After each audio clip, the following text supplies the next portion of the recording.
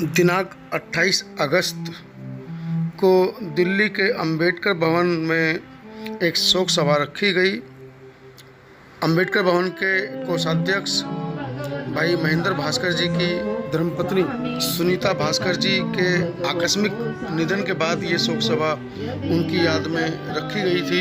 हजारों लोगों ने इस शोक सभा में शिरकत की और श्रीमती भास्कर को अपने श्रद्धा सुमन अर्पित किए। आइए समता आवाज टीवी के माध्यम से देखते हैं ये खास खबर। संगं जीवित पर्यन्तं शरणं गच्छामि। ये च संघा अतीता च ये च संघा अनागता पचुपन्ना च ये संघा च त्रिविधोत्तम संगे लोकहितो दोषो संगो कमतोत्तम।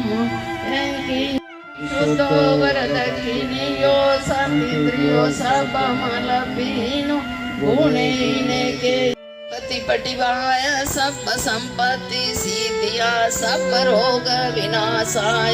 नमो तस् भगवतो अरहतो सम्मा सम्बुद्धस्स। नमो तस् भगवतो अरहतो सम्मा सम्बुद्धस्स। नमो तस् भगवतो अरहतो सम्मा सम्बुद्धस्स। समन्ता चक्रवालेषु अत्र सज्जवज्रेन होतु ते जय मंगलम्। करणीयमत्त कुशलेन यन्तं सन्तं पदं अभिसमे च सको ऊजु च सुजु च सुवरो च समृद्धो अनन्तिमान् सन्तु सको च सुवरो च अपगब्बो कुलेषु अनुनिगिता नाचं कुद्धं समाचरे येनं किञ्चि उपवेदियो सुखिनो वा खेमिनो हन्तु सब्बे सत्ता भवन्तु सुखितः न परो न कुब्बेतं याति मञ्चेन किञ्चि व्यारोसनागपटिग संयायाय मच्चय दुःखमेच्चय माता यथा नियं पुत्र एकपुत्र आयुषा एकपुत्र मनुरक्ष्य एवं पि सर्वभूतेषु मानसं भावय परिमान् उद्धमेत च सर्वलोकस्मि मानसं भावय परिमान् उद्धं अधो च तिर्या च सबान्धवे अवेरण सम्प तिट्टं चरणिसिन्नो वा शय्यानो वा यावत् सविग एतं सन्ति अदित्यय ब्रह्मवेत्त विहारैदमाहु दीर्ति चाणुकगव्वो शीलवादसनेन सम्पन्नो कामेषु विनयगेदं नहि जातु गब्बसेय पुनरेतीति एतेन सज्जवज्रेन सोऽन्तु ते होन्तु सर्वदा एतेन सज्जवज्रेन सर्वदुःखा विनाशतु एतेन सज्जवज्रेन होतु ते जयमङ्गलम्। यहं मङ्गलं द्वादशै चिन्तं युषु सदेवका सोन्तानं नाति गच्छन्ति अष्टति संमङ्गलं देशितं देवदेवेन सर्वपाप विनाशनं सर्वलोकहिताय मङ्गलं तं वदामहे। यो मे सुतं एकसमयं भगवा सावत्ति विरति जेतवने अनाथपिण्डिकस्वारामे अयं को अयन्तरा देवता अभिकर्ताय रत्य अभिकर्तं केवलं कम्पाओ भासेत्वा तेन उपसंकमित्वा भगवन्तं गाथाय जवासि बहुदेव मनुष्या च मङ्गलानि अनिच्चय आगमन सोन्तानं ब्रूहि मङ्गलमूर्तम् असेवना च बालान् पण्डितान् च सेवनाय पूजा च पूजनीयानं एतं मङ्गलमूर्तम् दान च धम्मचर्या च यातकान् च संगौ अनवज्यानि कम्मानि एतं मङ्गलमूर्तम् पतिरूपदेशवासो च कुब्बे च कर्तव्यत अर्थसमापनिधीतं एतं मङ्गलमूर्तम् बाहुसंसिपय च विनय च सुशिक्षितो सुभाषिता च यावाचा एतं मङ्गलमूर्तम् माता पितु पठाणं पुत्रदारस संगौ अनाकुला च कम्मन्ता एतं मङ्गलेन धम्मसाकश्रवणं एतं मङ्गलमूर्तम् तपो च ब्रह्मचर्या च हरिरस मानसबन्धं पराजिता सर्वन्ति सोन्ति गच्छन्ति तं तेजसा मङ्गलमूर्तमन्ति एतेन सज्जवज्रेन सोऽन्तु ते तेन सच वचन होतु ते जय मंगलम यानीक भूतानि समागतानि भूमा बनते संसार कांतारो दुखातो मोचनताय मम परलोक तस्य। जैसे जिसकी जो लगती है उपासका जी वैसे ही बोले। माता है माता बोला, बहन है तो बहन, और जिसकी जैसे रिश्ते में लगती है। इदंगो याति रंग हो तो सुखिता हो तो यातयो इदंगो याति रंग हो यथा निम्नं पवत्तते एव विद्व इत्तोदिन्ना पीतानां उपकापते यथा भारिव परिपूरेत सागरान कापते यथा भारिव परिपूरेत सागरान उन्नमे उदकं वट्टं यथा निन्नं यथा भारिव परिपूरेत सागरान आकाशट्ट अनुमोदित्वा चिरं रक्षन्तु धम्मदीशनान् आकाशट्ट च भूमट्ट देवानाग मैदिका पुण्यन्तान् पूरा पलट न रंग बच सकता, न प्रधानमंत्री बच सकता, न राष्ट्रपति बच सकता। एक तो बुढ़ापा, एक मृत्यु और एक रोग। ये तीन चीजें ऐसी हैं कि सबको आनी है। कोई आगे जाता है, कोई पीछे जाता है, सबका रिटर्न टिकट बना हुआ है। कोई आगे जाएगा, कोई पीछे जाएगा, और जितना भी ये दृष्टिगोचर दिखाई दे रहा है ये सब शमशान में जाने हैं। इनका रिटर्न टिकट बना हुआ है। ये अलग है, कोई कब जाएगा, कोई कब जाएगा। आए हैं सब जाएंगे, आए हैं सब जाएंगे। राजा रंक फकीर और एक सिंहासन छड़ चले एक बंदे जंजीर। भगवान बुद्ध ने अहंकारी लोगों के लिए कहा है, जो अपने धन पर गर्व करते हैं, जो अपने पुत्रों पर गर्व करते हैं, जो अपने मकान पर गर्व करते हैं, जो अपने शरीर पर गर्व करते हैं, जो अपनी सुंदरता पर गर्व करते हैं, भगवान ने कहा है पुत्तामति धनमति, पुत्तामति धनमति इति बालो विहंजति अत्ताहि अत्तनोनति कुतो पुतो कुतो धनं। मूर्ख आदमी ये सोचता है कि ये धन मेरा है, ये मकान मेरा है, ये गाड़ी मेरी है, ये बच्चे मेरे हैं। बुद्ध कहते हैं तेरा शरीर तक अपना नहीं, कहाँ पुत्र न जाती थी। उसकी पत्नी ने कहा तू राजकाज में इतना बिजी रहता है, तेरे को नींद नहीं आती है, भांग और अफीम खा के सोता है, या तथागत बुद्ध आए हैं तू वहां पर जा। वो आदमी ने कहा चल तू नहीं मानती है तो मैं बुद्ध का दर्शन करने जाती हूँ। और वो ढेर सारे फूल अपने बाग से तोड़कर और सोने चांदी हीरे मोती का मुकुट बनाकर बुद्ध के पास जाता है। बुद्ध कैसे हैं, बैठ जाओ राजन। वो कहता है तथागत मैं आपका स्वागत करने आया हूँ, हीरे मोती का बहुत कीमती मुकुट लाया हूँ। भगवान ने कहा मेरे किसी काम का नहीं है, इसे झाड़ी में फेंक दो। राजा बोला सन्यासी है, साधु है, वीतरागी है, त्यागी है, ये शायद सोना चांदी ग्रहण नहीं करता होगा। बुद्ध उसके अहंकार का अध्ययन कर रहे थे वाइब्रेशन से। वो फिर फूल देने लगा। बुद्ध ने कहा इन्हें भी तालाब में फेंक दो। राजा को बहुत गुस्सा आई। उसने कहा बुद्ध तुझे और क्या चाहिए? मैंने तुझे मुकुट दिया, तूने स्वीकार नहीं किया। मैंने तुझे फूल दिए, तूने स्वीकार नहीं किया। मेरे पास हाथी है, घोड़ा है, जमीन है, जायदाद है, महल है, तुझे क्या चाहिए? मैं सब कुछ दे सकता हूँ। बुद्ध ने कहा इसे भी फेंक दो। आवाज बढ़ाओ ना, क्या कर रहा है उसमें गड़बड़? हेलो, ठीक। तो कहने का मतलब ये है कि मनुष्य के जीवन में अपना कुछ नहीं है। भगवान बुद्ध ने उससे प्रसन्नजित से कहा तू ला सकता है क्या? बोले हाँ मैं ला सकता हूँ, सब चीज दे सकता हूँ। बोले तेरी उम्र कितनी वर्ष की हो गई? बोले 80 वर्ष की हो गई। क्या तू बचपन ला सकता है, जवानी ला सकता है, तेरे जो रिश्तेदार चले गए, तेरे जो हितू चले गए, तेरे जो मित्र चले गए, तेरी जो परिवार के लोग चले गए, क्या उनको वापस ला सकता है? कहने का मतलब ये है, इस संसार में कुछ भी अपना नहीं है, सबको छोड़कर जाना है। अच्छा और बुरा क्या है? जो तुम्हारा कर्म है, जो तुम्हारा धर्म है, जो तुम्हारा विचार है और जो तुम्हारी ईमानदारी है, वो तुम्हारे साथ जाएगी और आपके साथ कुछ नहीं जाना है। आपका अच्छा विकास, एक का पिता मर गया था, तो हमारे यहाँ परंपरा है, जो खोपड़ी का वो केस कप्पन करते हैं ना, जो लाठी मारते हैं, उससे कहा कि खोपड़ी में लाठी मार। उसने कहा नहीं, मेरा पिता है, मैं लाठी नहीं मारूंगा, जिसने मुझे पाला पनासा है। उसने कहा तो तेरा स्वर्ग नहीं मिलेगा तेरे बाप को। उसने कहा मिले ना मिले, पर मैं लाठी नहीं मारूंगा। तब वो बहुत परेशान और बेचैन हुआ, उसे नींद नहीं आई।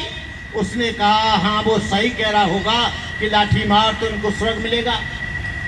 वो बहुत परेशान, रात दिन नींद नहीं आती।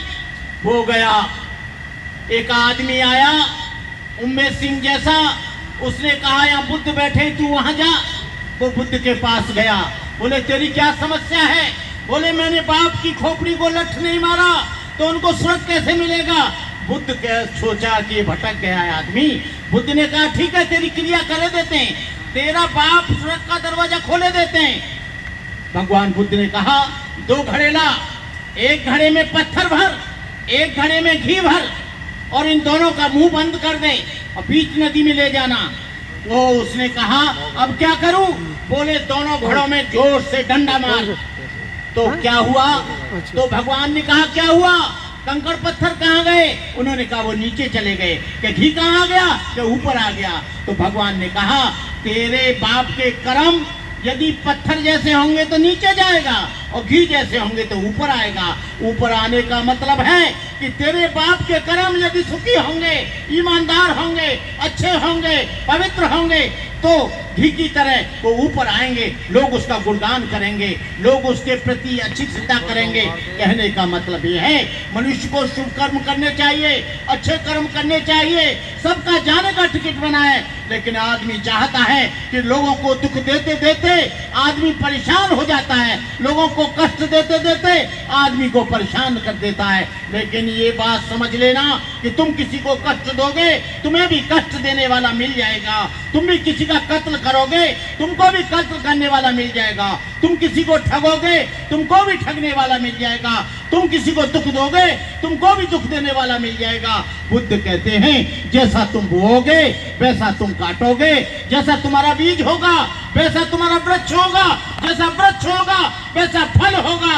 कोई भी आदमी बबूल का पेड़ लगाकर ये सोचे कि इस पे आम आ जाएं, कदापि नहीं आएंगे। इसलिए संसार सब जाने के लिए बैठा है, इसलिए आदमी को शुभ कर्म करने में देरी नहीं करनी चाहिए। हजरते आदम नबी से, हजरते आदम नबी से नीचे जमी को चल बसे थे, नू किस्ती बान मल्ला यार वो भी चल बसे थे, अरस्तु और लुकमा और अफलातु हकीम मौत की दारू न लाए यार वो भी चल बसे। जिनका जमी पे था लश्कर फौजोसिया, दिल के अरमा दिल में रहे यार वो भी चल बसे। आज हम उनके चलने का करते बयां, लोग कल हमसे कहेंगे कि यार वो भी चल बसे। हम लोगों से, तुम लोगों से अच्छे अच्छे तुम मन खा, अच्छे अच्छे बादशाह, अच्छे अच्छे हकीम और अच्छे अच्छे अरस्तु और तमाम अफलातून चले गए। हमारी तो क्या औकात है, सब लोगों को जाना है। इसलिए आप शुभ कर्म करें, अच्छा कर्म करें, उस पर चलने का प्रयास करें। सब पाप सकर्णं कुशल शुभ संपदा सचित्त परियोदपनं एतं बुद्धान शासनं। भगवान ने कहा है सभी पापों का न करना, पूर्ण कर्मों का संचय करना, अपने चित्त को परिशुद्ध रखना, यही बुद्ध का शासन है। कहने का मतलब ये है हमारे दिमाग में एक मन है, हमारे शरीर में एक मन है, वो मन के खुरापातों के कारण हम लोग सही रास्ते पर नहीं चल पाते हैं। इसलिए बुद्ध ने कहा मन को काबू में रखो, वाणी को काबू में रखो, कर्म को काबू में रखो, अपने चित्त को काबू में रखो, अपनी तीक्ष्णता को काबू में रखो, अपनी वासनाओं को काबू में रखो, तो तुमको जीवन में सुख मिलेगा। इसलिए बुद्ध ने कहा मनोपुब्बगमा धम्मा मनो सेठा मनोमया मनसा चे पदुत्थेन भासतीव करोति वा ततो नंग दुख मना पेती चकंग बाबहतो पदंग। सारे दुखों का कारण तुम्हारा मन है, सारे दुखों का कारण तुम्हारी इंद्रियां हैं, सारे दुखों का कारण तुम्हारा मन है। जब कोई आदमी बुरे मन से कोई कार्य करता है तो दुख उसके पीछे पीछे ऐसे हो लेता है जैसे गाड़ी के पहिए बैलों के पीछे पीछे। इसलिए बुद्ध कहते हैं अपनी इंद्रियों को काबू में रखो, अपनी आंखों को काबू में रखो, अपने कान को काबू में रखो, अपनी जिह्वा को काबू में रखो, अपने शरीर को काबू में रखो, अपने मन को काबू में रखो। तब आपका जीवन अच्छा होगा, तब आप अच्छे व्यक्ति कहलाओगे। हम उपदेश दें कि आप लोग और हम सबसे लड़ते फिरें, हम लोगों से कहें तुम दारू मत पियो और दारू की बोतल हम बगल में लेकर चलें। बुद्ध कहते हैं जैसा करो वैसा बोलो, जैसा बोलो वैसा करो। कहने का मतलब यह है आदमी स्वयं अपने रास्ते पर चलने का। आज हम जो दुखी हैं इसलिए का दुखी हैं क्योंकि हम दूसरे के सुख को देखकर ज्यादा परेशान होते हैं। बुद्ध कहते हैं तुम अपना प्रयास करो, अपने प्रयास से तुमको कार मिल जाए तो ले लेना, यदि अच्छा मकान मिल जाए तो ले लेना, यदि आपको अच्छी कोई वस्तु मिल जाए तो ले लेना, लेकिन दूसरे की वस्तु को देखकर आप अपने मन को मलिन मत करना, आप अपने मन को तृष्णा में मत ले जाना। हमारे दुखों का मूल कारण हमारी तृष्णा है, हमारे मूल दुखों का कारण हमारी जो आसक्ति है वो है।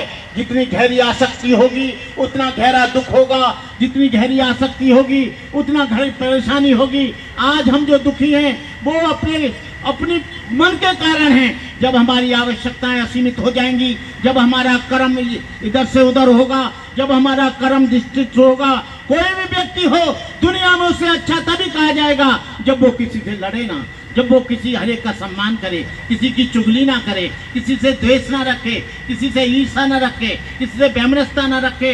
यदि वो ऐसा करता है जो दूसरों की बुराई उड़ाता है, बुद्ध कहते हैं वो व्यक्ति अच्छा व्यक्ति नहीं। तुम्हें दूसरों के लिए क्या लेना देना, तुम स्वयं अच्छा बनो। हम दूसरों की क्रिटिसाइज करते करते परेशान हो जाते हैं, लेकिन हमारा कर्तव्य है कि हम अपने आप को सुधारें। डॉक्टर अम्बेडकर से एक बार पूछा था, कहा वो श्याम महालकर में ढेर सारे पत्रकार आए थे, उन्होंने कहा कि धर्म धर्म क्या है, तुम बताओ डॉक्टर अम्बेडकर। बाबा साहब ने एक लाइन में कहा what is dharma, to maintain purity of life is dharma, there are three forms of purity, purity of mind, purity of speech, purity of body. उन्होंने कहा जीवन की पवित्रता बनाए रखना धर्म है, और जो व्यक्ति मन कर्म वचन से शुद्ध है वो व्यक्ति धार्मिक है। तो मैं इस परिवार के प्रति अपनी संवेदनाएं व्यक्त करता हूं। आपका जो भी और जैसे कार्यक्रम हो, किसी को आपको श्रद्धांजलि दिलवानी हो, आप दिलवाते रहें। भिक्षुओं का काम करीब करीब समाप्त हो गया है, और आप उनको सुनीता देवी जी को, सुनीता भास्कर को अपनी श्रद्धांजलि देकर उस परिवार के प्रति अपनी संवेदनाएं व्यक्त करें। इन्हीं शब्दों के साथ मैं अपनी बात समाप्त करता हूं। जय भीम, नमो बुद्धाय। आपका मंगल। भगवान बुद्ध के चरणों में बहुत बहुत नमन। मंच पर विराजमान सभी आए हुए बौद्ध भिक्षुओं के चरणों में बहुत बहुत नमन। पहाड़गंज विधायक विशेष रवि। हम सभी बहुत पहाड़गंज विधायक विशेष रवि। एक बड़ा संकट, एक बड़ी मुश्किल की घड़ी भास्कर परिवार के सामने आई है। आदरणीय श्रीमती सुनीता भास्कर जी, जो बहुत कम समय में, बहुत ही कम उम्र में उनका स्वर्गवास हुआ है, बहुत ही दुखदायी घटना है। उनकी तबीयत तो खराब थी, लेकिन किसी ने ये उम्मीद नहीं की थी कि ऐसे उनका अचानक जाना हो जाएगा। पूरा परिवार और समाज, पूरे परिवार में और समाज में शोक और दुख का वातावरण है। यहाँ भास्कर जी जो हमारे प्रिय महेंद्र भास्कर जी की धर्मपत्नी रही, और हमारे बड़े भाई आदरणीय चेतराम भास्कर जी की पुत्रवधू रही, जिनके साथ मेरा 1975 से लेकर के आखिर तक संबंध रहा, साथ रहा। उन्हीं के पुत्र जो हमारे भतीजे के रूप में है महेंद्र भास्कर जी, जो लगातार हर जगह हर स्थान पर समाज के हर क्षेत्र में, विशेषकर बाबा साहब डॉक्टर अंबेडकर द्वारा स्थापित इस अंबेडकर भवन, समता सैनिक दल, भारतीय बौद्ध महासभा से लेकर के विभिन्न संस्थाओं के साथ अपने हर क्षेत्र में सेवा भाव के साथ लगे रहते हैं। अपने परिवार के संचालन के साथ तमाम प्रकार के तमाम समाजों के बीच में समन्वय पैदा करते हुए, प्यार पैदा करते हुए लगातार एक दूसरे को जोड़ने की कोशिश करते हैं। मैं एक विषय पर आपको बताना चाहूँगा। परम पूज्य बोधिसत्व बाबा साहब डॉक्टर अंबेडकर, जिन्होंने देश का संविधान बनाया और जिस दल का मैं राष्ट्रीय प्रमुख हूँ, समता सैनिक दल की स्थापना की अंग्रेजों के ज़माने में, जीवन में सबसे बड़ा दुख बाबा साहब डॉक्टर अंबेडकर को हुआ। यूँ तो अपने जीवन में बचपन में माता को खोया, पिता को खोया, बहन भाइयों को खोया, 4 बच्चों को खोया, परंतु सन 1935 में जब उनकी धर्मपत्नी उनका साथ छोड़कर गई थी, मैं आपको बता रहा हूँ, उन्होंने जीवन छोड़ने का संकल्प कर लिया था। इतना ही नहीं, चीवर पहनने का, कोई भी कहीं किसी प्रकार का सेंस आता है तो बाबा साहब डॉक्टर अंबेडकर ने बुद्ध के चीवर को पहन करके और दुनिया से निवृत्त होने का संकल्प ले लिया था। कहने का मतलब जीवन साथी इतना महत्वपूर्ण साथी होता है, पत्नी के रूप में हो या पति के रूप में हो, जिसका बहुत बड़ा आघात पड़ता है जीवन पर साथियों, क्योंकि वो जीवन भर साथ रहते हैं। कोई भी संबंध जीवन भर नहीं रहता। पिता बेटे के साथ जीवन भर नहीं रह सकता और कोई संबंध जीवन भर नहीं रहता, परंतु पति पत्नी का साथ जीवन भर रहता है। महेंद्र भास्कर जी के साथ ये दुख हुआ है, ये संबंध विच्छेद हुआ है। हम भगवान बुद्ध और बाबा साहब से निवेदन करेंगे, प्रार्थना करेंगे, आप सबकी भावनाएं उनके साथ हैं। पूरे भारत का समता सैनिक दल, पूरे संसार के तमाम बुद्ध और बाबा साहब के मानने वाले लोग आपके साथ हैं और आप चिरायु रहें, स्वस्थ रहें, पूरा परिवार आपका स्वस्थ रहे। आप इसी तरह समाज के बीच में हौसले बुलंदी के साथ सेवा करते रहें, जो बाबा साहब डॉक्टर अंबेडकर ने संदेश दिया था। ए मेरे देश के लोगों, इस देश को जाति विहीन बना करके समाज में प्यार पैदा कर करके एक शक्ति पैदा करना है जो दुनिया की कोई ताकत भारत को हिला ना सके। वो कार्य आप कर रहे हैं, करते रहें। इन्हीं शब्दों के साथ बहुत बहुत अभिनंदन। जय भीम, जय भारत में बुद्ध है। देखिए, ये दुख की घड़ी है। वर्ष 2016 में इसी अंबेडकर भवन में जब मेरे माता और पिता दोनों का श्रद्धांजलि कार्यक्रम हुआ और उसमें मुझे बोलने का मौका मिला, तो मैंने कभी सोचा नहीं था कि मैं ऐसे भी श्रद्धांजलि कार्यक्रम बोलूँगा। और आज फिर वही मौका है। महेंद्र भास्कर मेरे छोटे भाई हैं और ये जो लॉस है, ये बहुत बड़ा लॉस है। और इस समय पर मैं यही कहूँगा कि पूरा समस्त समाज भास्कर जी आपके साथ है और मैं पूज्य भाभी जी की आत्मा के लिए शांति करता हूँ। सभी को जय भीम नमोबुद्धाय। हम सब पूरा समाज महेंद्र जी के साथ खड़े हुए हैं और जब भी कभी ईश्वर ना करे कि कभी ऐसा समय आए, हम सब उनके साथ हैं। इन्हीं शब्दों के साथ सबको जय भीम, धन्यवाद। सत्व विश्व रत्न बाबा साहब डॉक्टर भीम अम्बेडकर के नमन करते हुए हमारे बीच भिक्षु वर्ग को सभी को वंदनामी करते हुए और दूर दूर से इस शोक सभा में उपस्थित सभी धम्म बंधुओं, उपासिका और उपासिकाओं, बड़ा दुख का विषय है, क्योंकि जब कोई फल पेड़ से कच्चा टूटता है तो बड़ा दुख होता है, लेकिन जब पक्का हुआ फूलता है तो स्वादिष्ट भी लगता है। तो आज बड़ा दुख है, सभी को दुख महसूस हो रहा है। एक बार भगवान बुद्ध बैठे हुए थे, उनके साथ कुछ भिक्षु भी थे। तो एक भिक्षु ने भगवान बुद्ध से प्रश्न किया कि भिक्षु बनते बताइए कि संसार में कौन बड़ा है। तो बनते ने, भिक्षु ने उनका, तथागत भगवान बुद्ध ने उसकी भिक्षु की बात का कोई जवाब नहीं दिया। कुछ समय के पश्चात उन्होंने देखा कि एक बहुत ही गांव का, शहर का अमीर व्यक्ति का पार्थिव शरीर जा रहा है, जिसका चरित्र, जिसका स्वास्थ्य, जिसका व्यवहार गरीबों के प्रति ठीक नहीं था, तो उसके साथ केवल 10, 15, 20 आदमी थे। तथागत बुद्ध ने कहा कि भिक्षु आप जाइए, देख के आइए क्या माजरा है। भिक्षु गए, उन्होंने देखा और भगवान बुद्ध को बताया, लेकिन फिर भी उन्होंने उसका कोई उत्तर नहीं दिया। अंत में फिर एक बहुत बड़ा काफिला जा रहा था, तो भगवान बुद्ध ने कहा कि भिक्षु जाइए, देखिए क्या माजरा है। तो भिक्षु वहाँ गए और तथागत भगवान को बताया कि ये गांव का छोटा सा गरीब निर्धन व्यक्ति था, जो हर गरीब व्यक्ति के साथ काम करता था, उसका चरित्रवान था, वो सहयोगी था, सबका मित्र था, सब उसके कर्म जो है वो समाज के प्रति अच्छे थे। इसीलिए उस गरीब के जनाजे के साथ में हजारों लाख लोग इकट्ठे थे। तो तब भगवान बुद्ध ने कहा कि यही व्यक्ति समाज में सबसे बड़ा है। बड़ा वो व्यक्ति है जिसके कर्म सही होते हैं, और जो कर्म जिसके सही नहीं है, वो व्यक्ति कितना भी अमीर हो, किसी भी जाति का हो, किसी भी धर्म का हो, वो व्यक्ति अब बड़ा नहीं होता।